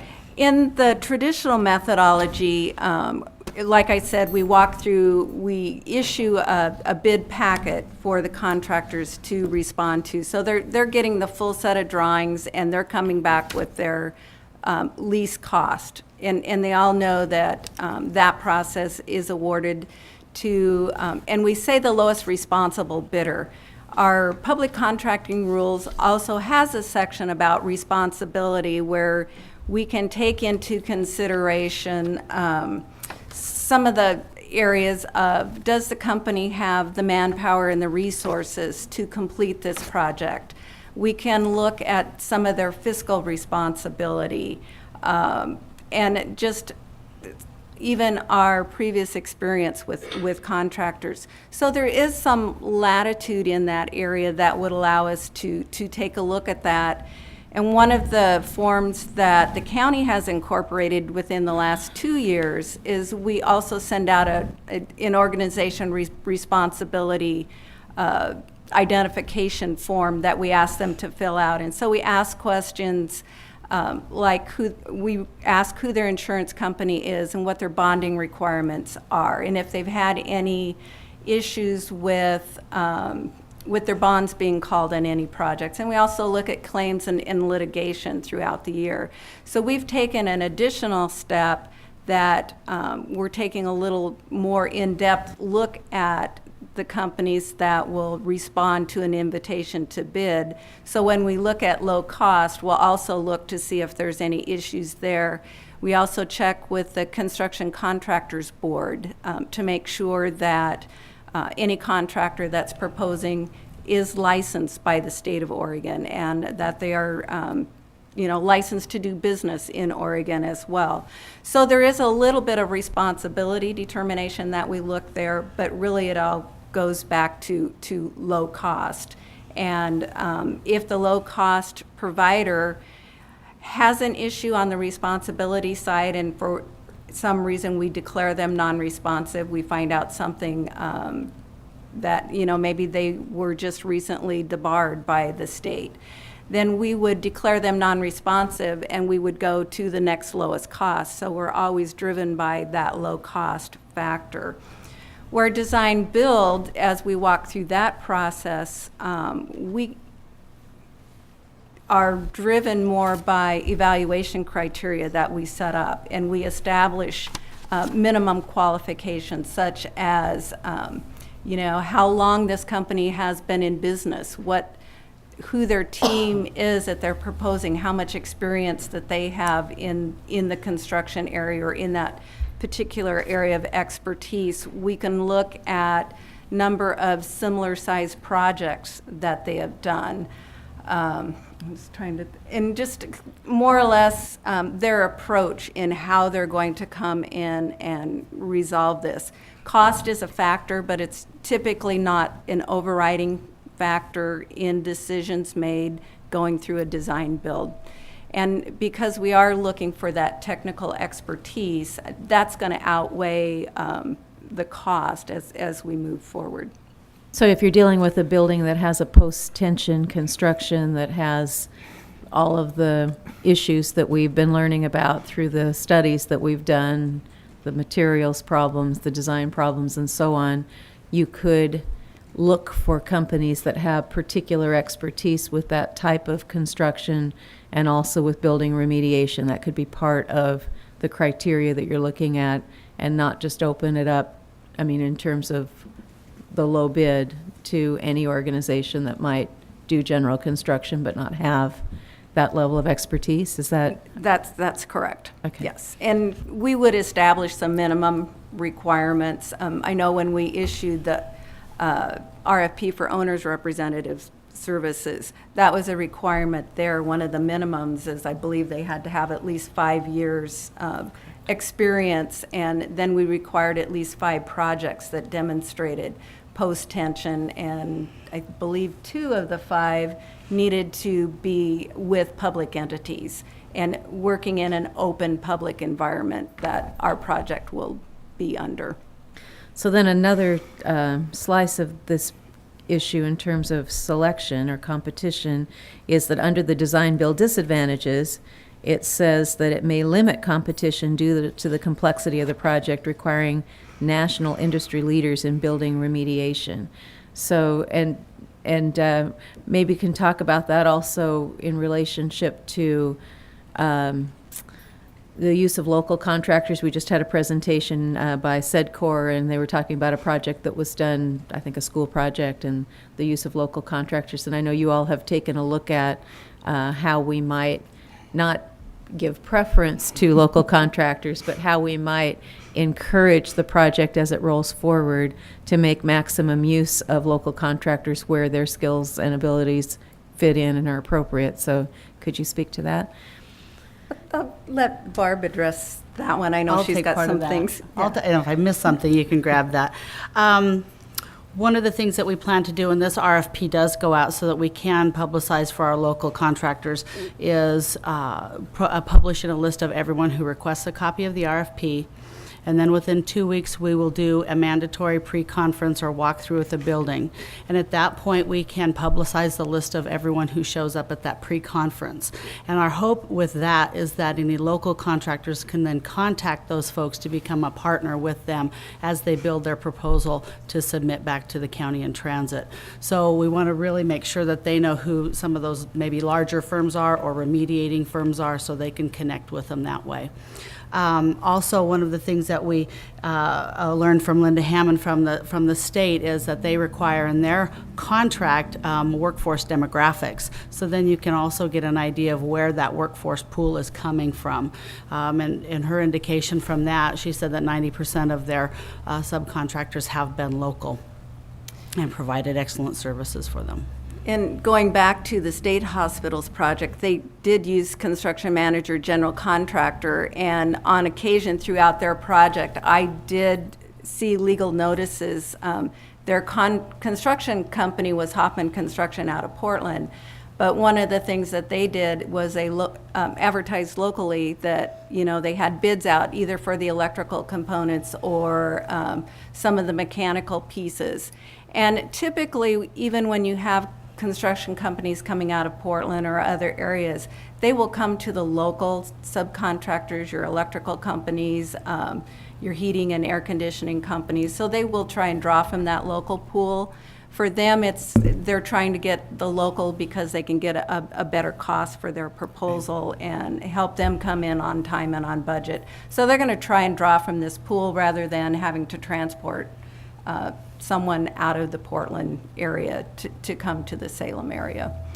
And I kind of skipped across that preference issue, but even if we were to want to prefer local contractors, we're limited in terms of the funding sources that we're using. For transit, using federal dollars requires that there be no preference given by geographic area. Is that Correct. They're operating under the premise that this needs to be fair, open, and competitive process. And by giving any preference, then you're kind of tightening that open, fair, competitive process. Right. So, at this point, we will not include that local preference, but we'll encourage as much as possible. For economic development reasons, yes. Okay, my last, I hope you're humoring me, but my last set of questions is around the cost and the, it seems, I guess, counterintuitive. If you have the low bid, it seems like the low bid would be the least cost. And yet it talks about then on the disadvantages of the design build, which is the low bid, that multiple contracts to manage and oversee may increase costs. You've talked in your findings about the opportunity for value engineering as a way that design build could reduce costs. And then one of the things that I'm just not exactly clear about, and I think it all fits into that, is that change orders play a big role in what you do. So if you get a design bid build, and so then you have all this competition, you open up, you have the low build, you can still go through and have bunches of change orders. If I recall, for the juvenile department, we went through, even with the CMGC, with the fixed cost, we were trying to get it down to a certain level. They had a lot of change orders in the original Courthouse Square, from what I understand. And so I just am trying to make sure I understand how all of this fits in so that we ultimately get the best product for the most efficient cost, I guess, for want of a better term. So can you speak to that? Well, I'll go back and talk about the original Courthouse Square construction contract.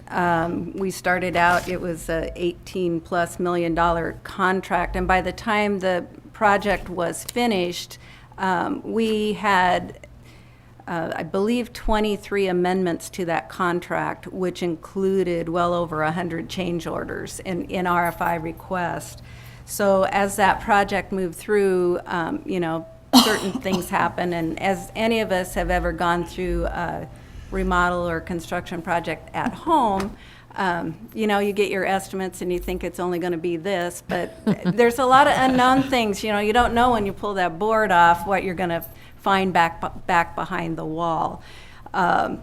So in any construction project, I guess, a lot of contractors that have been in the business for a long time are really good at their estimations, but Like I said, in any given project, you just don't know what the unknowns are. But again, by the ability of having your complete design build team together walking through this proposal creation process, they're able to talk back and forth because the architect may recommend a particular model of equipment, but the contractor may have had some experience with it, and be able to offer some alternatives through that process. And so just the collaborative effort process that you walk through should help eliminate an extraordinary number of change orders once construction begins. And what role will the owner's representative play in helping guide all of this? Because we didn't have an owner's representative in the initial Courthouse Square. We had a person that was overseeing the project management. As I understand the role of that person, it was more to make sure that things were on time and within budget to the extent that they could. They had a team of people that, when questions came up, they discussed those, but I think the Golder report said that that team didn't really have the technical expertise that it needed. So will the owner's representative provide that level of technical expertise that didn't exist in the project, and what role would they play in this design build process? Well, the owner's rep will be working on behalf of the owners. They'll be our eyes and ears as a member of the design build team as it moves forward. So they'll be responsible for project management. They'll also have that oversight over quality assurance and quality control through the construction of the project. So they will be providing that the technical component that the owner's staff does not have available to us. So they'll be able to walk through that project and be able to bring those issues back to the owners as they see issues come up, whether it's with the engineering design or something that is happening on the construction site. And it gives us that quality assurance, quality control that we are really getting what we pay for throughout this project. Okay.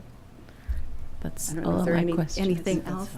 Thank you. That helps, I think, clarify a lot of issues. Any other questions? No. At this time? All right, thank you. We may need you back, I'm not sure. We have one that I know of in reference to another of written additions to our public hearing. The first is from Patrick Hazel. If I could just sum it up, it isn't quite on task in terms of determining anything on our method, but he would just like us to sell it and say goodbye, and that's certainly out there.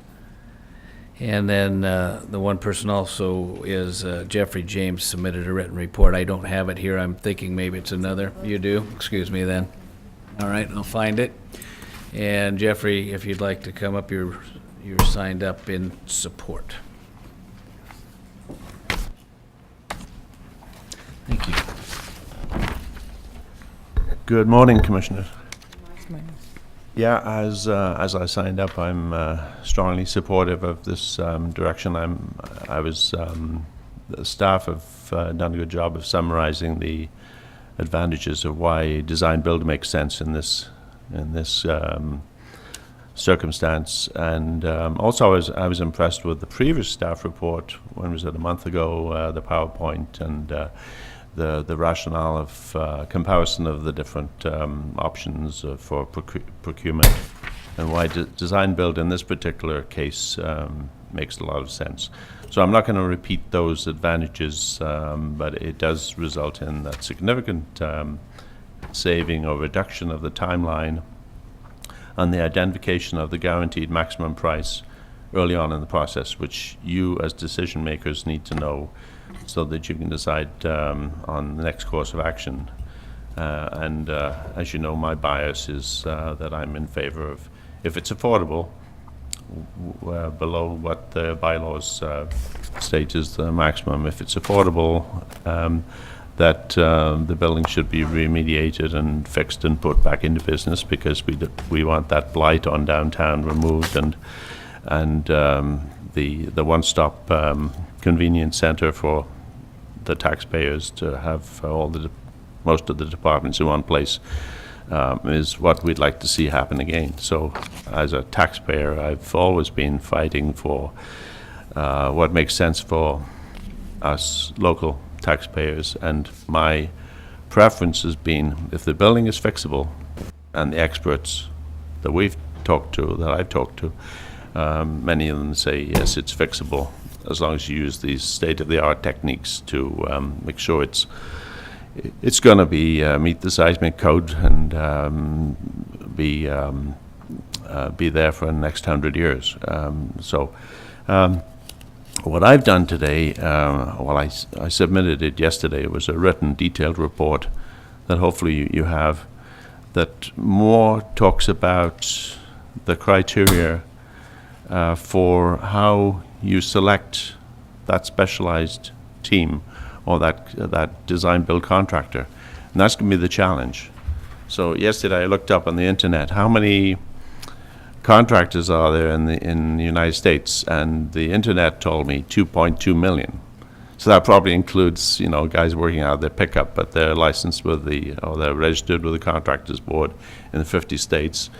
So what you have to do, and in my opinion, there's out of that couple of million or hundreds of thousands of contractors of different sizes, how many of them are qualified to address this particular problem, which is a unique problem of fixing a post-stress concrete building in this kind of state with multiple problems.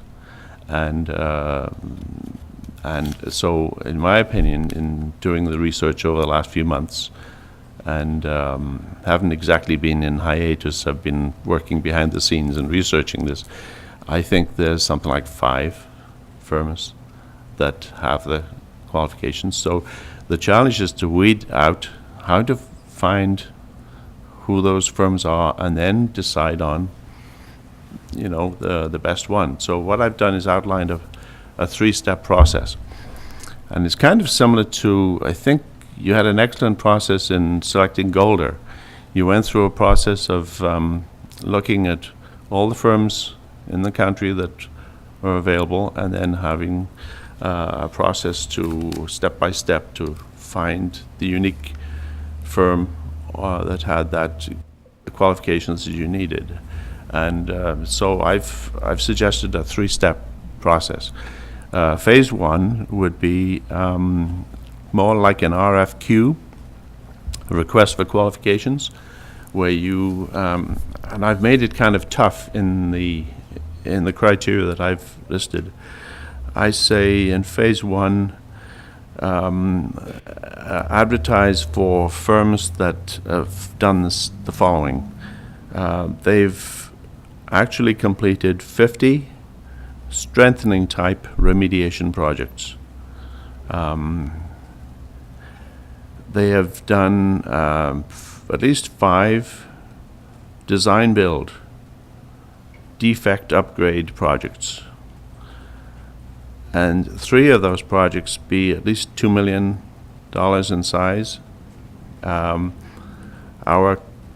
The tech group's current estimate, as you know, was like $18 million. We're hoping these prices come in under 20. At least that's what I'm hoping. But that then results in proposals or responses to that request for qualifications from, who knows, maybe 15 firms. Because that's pretty tough criteria, to have done 50 of these projects before to this particular type of post-stress concrete repair. Not many firms have done that. In the second phase, once you cut it down then to, who knows, 10, 15, then you do the request for proposals. And the request for proposals is where you get the guaranteed maximum price, maybe with a built-in mechanism for passing on any savings beyond that back to the owners, the county and transit. And the request for proposals would be a report not just a price, but a report from these teams, design build company and teams, that shows their knowledge of the problem, the building, and their proposals for how they would fix the building for what overall guaranteed maximum price. And they would describe in their report their value engineering options and approach, so that you could see the competency of that organization in that very detailed report. That's pretty expensive for a team to put together, and so only the firms that are, or the teams that are really serious and are highly qualified, are going to go to the trouble of giving you that report. But that's what we need. We need to know that that company, or that design build company, has done this type of thing before.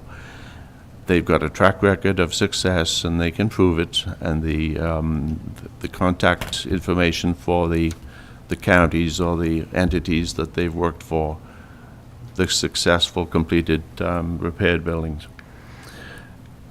You go through that, and you've weeded it down to, who knows, 4 or 5 companies, or maybe 3. It's like when you selected Golder, you ended up with Hearing International and Golder and another company, and so all highly qualified companies. And then you get to phase 3. You bring in those, say, 3 companies, and you've got an idea of, they're all highly qualified, they all can do the job, they all can address Courthouse Square and fix Courthouse Square to your specifications or your criteria.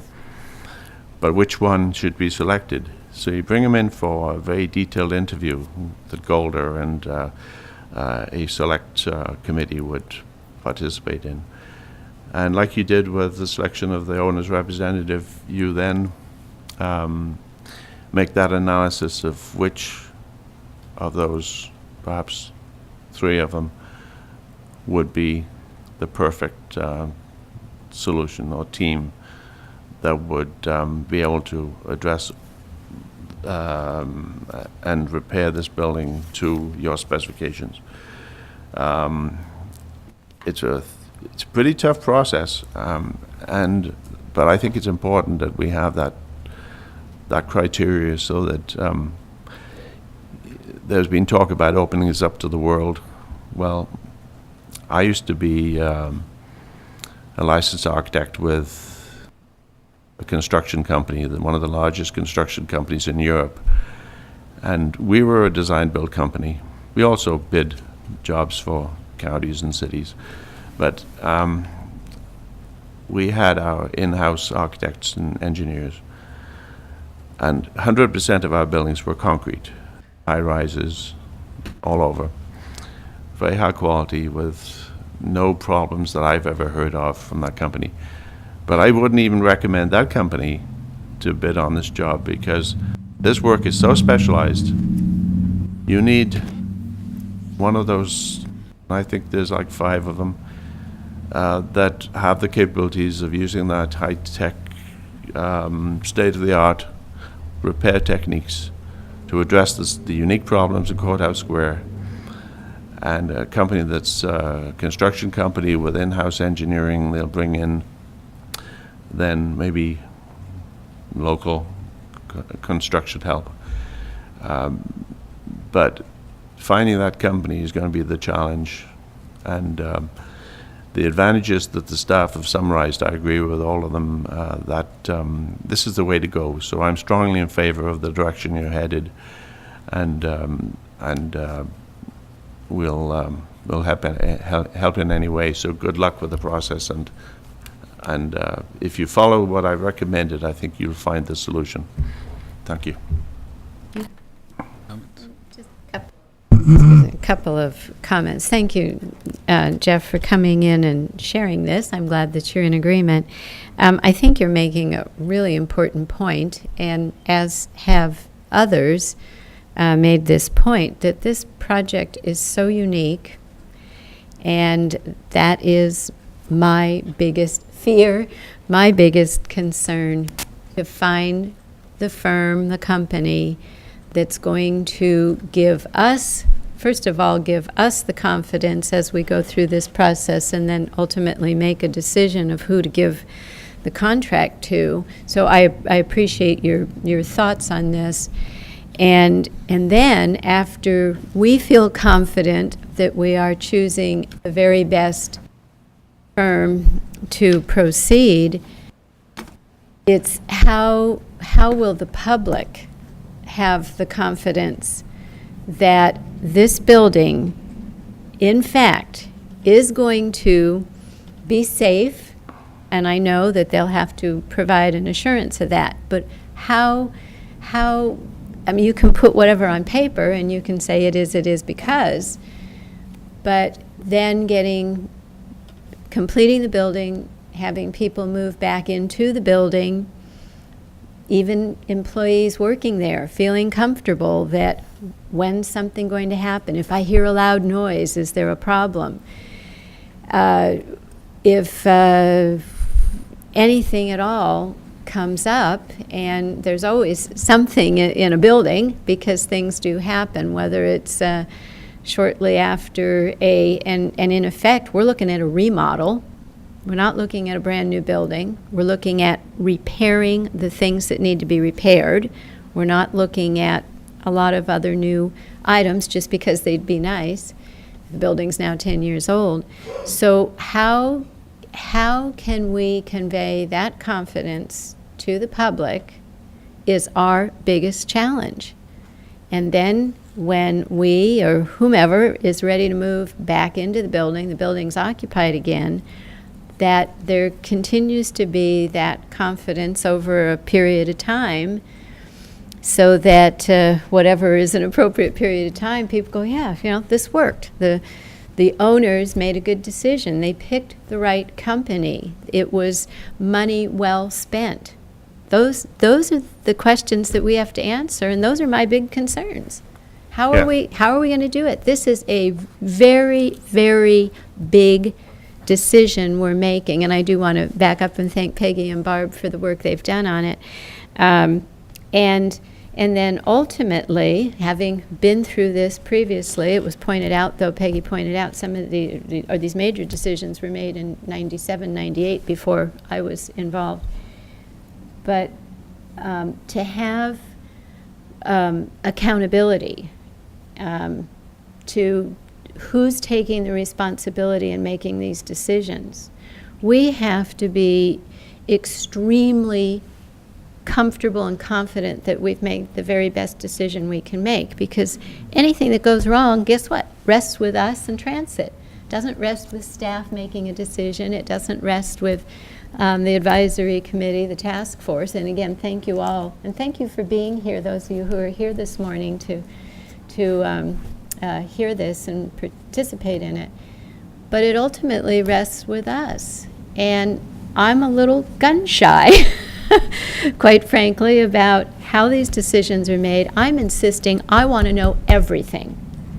I want to know absolutely everything. And we need to have open, clear communication with everyone who's involved in this process, particularly when a decision then is made with who we're going to entrust to fix this building, if that's the path we go.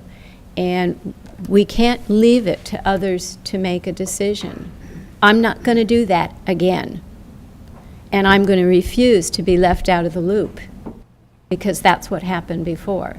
So I'm very sensitive to all of this, and these are really important decisions, and I do very much appreciate our staff help. And again, thanks for coming and sharing your thoughts. Can I just say that what the staff and what I've been addressing are the technical aspects of how we fix this building so that it'll have a life of 50, 100 years and it will be safe. But as three of my colleagues met with the editorial board and Mike yesterday, the last question they were asked was, how do you deal with the stigma or the reputation of this building? And nobody had a good answer. They said that it'll always have that reputation. But a thought occurred to me that one thing that would help, besides publicizing that you've got a competent clerk of the works and inspection and owner's representative system in place, is you might spend a few extra bucks on a facelift. I've included in the cost estimates we did earlier on the $18 million remediation for redoing the interior so it's all fresh and new finishes. You might consider a veneer on the exterior, whether it's reflective glass or some material like the Capitol building, or something that gets away from this brick box with all the problems. They don't recognize Courthouse Square if it's transformed with a new finish. So that gets beyond what we've included in the cost estimates for remediation, because we were just fixing the building to where it was when you moved out, but make it safe and repaired. But that is an unanswerable question of how you change public opinion.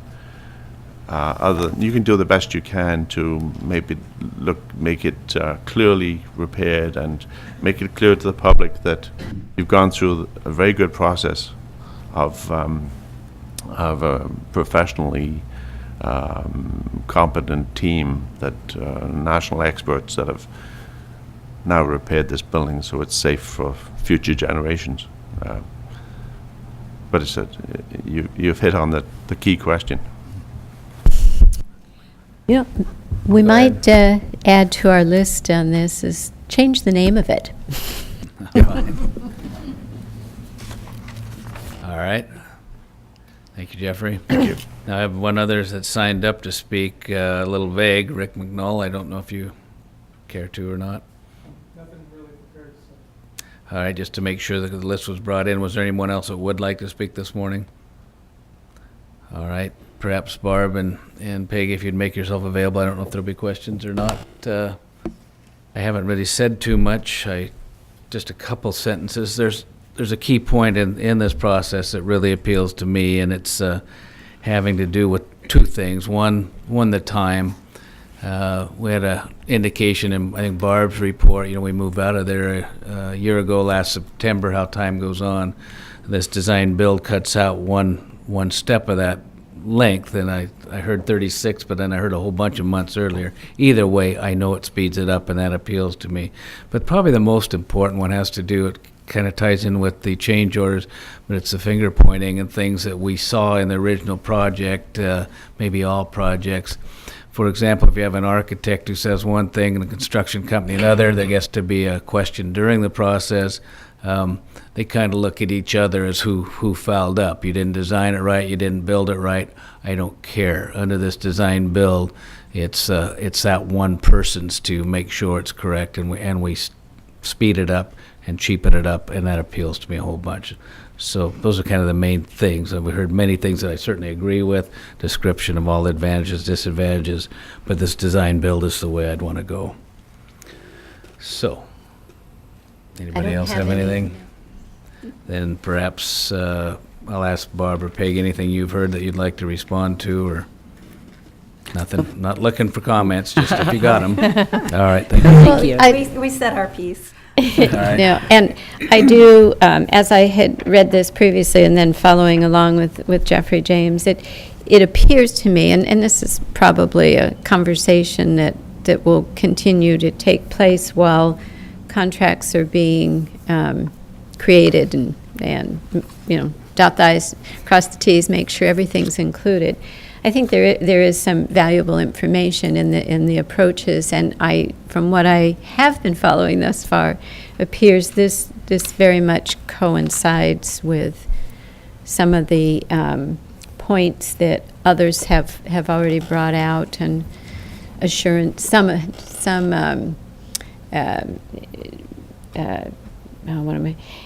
make sure that this is addressed, that's addressed, and et cetera. So I think there's some thoughts in there that are very compatible with where we're going, and reminders and actually kind of verification of things we've talked about. So read through that and we'll make sure that that's included. I'll just add, we kind of have it built into the plan as this RFP is being developed, that there'll be time for staff review and owners review, and so that, we'll have as many different eyes on this RFP when it goes out to make sure that we've captured all of the needs and all of the minimum requirements, and looking for that right technical expertise, and trying to make it a good, clear document that we get lots of response to. So good. Okay. So if there isn't anything else, then I'll make a motion.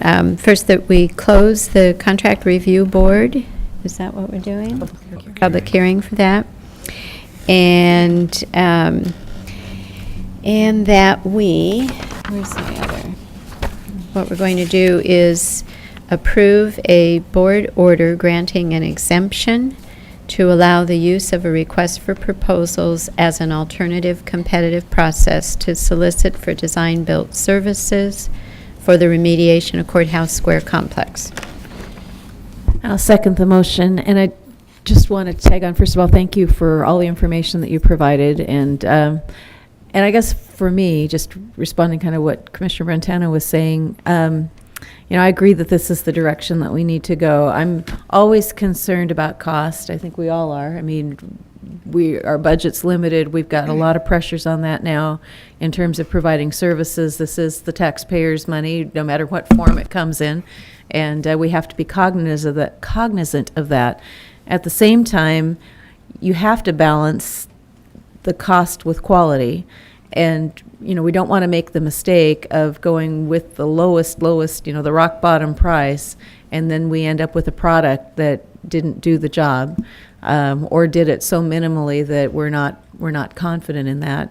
And I like your remodel. Everybody can relate. They've done a lot of people have done little jobs or larger jobs in their home, and you get what you pay for, and so if you're doing something in your house, and we had an instance at one time where we chose a group to come in and do a repair in a bathroom, and they were the cheapest group, and then we went to the store and we had like two choices of flooring, like one choice of wallpaper or whatever, and it didn't end up being the product that we really wanted. And so I think this is the best method we can get that gets the appropriate balance of that, where we get a qualified firm, where we are able to get a quality product, and at the same time we're able to look at the lowest possible price that we can use to do that. So that's my goal, is to get that appropriate balance, but not just to do the rock bottom price and then go, we invested some money, but we didn't get what we wanted. So that's part of my second. On the other hand, too, yes, and right now doing a little updating, changing in my home. But I've also built houses built a couple of office buildings as the owner. And if there's the proper oversight at the get-go, if there's the understanding at the beginning of all aspects of the construction and costs, yes, there will be some change orders, but it is possible to minimize that. The more information you have up front, the more you talk about, well, what if this, what if that, what are our options, you're going to minimize those costly change orders. If you're involved in it, instead of saying to the contractor, okay, go ahead.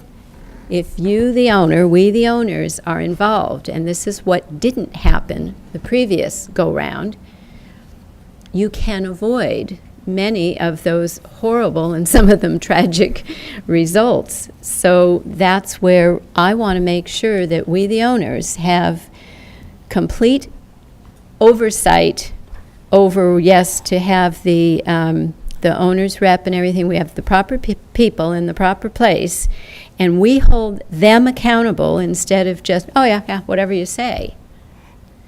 because no matter what happens, good product or not, the buck stops here. So that's where this, and I appreciate Peggy saying you'll get this RFP written. It will pass through under a lot of eyes.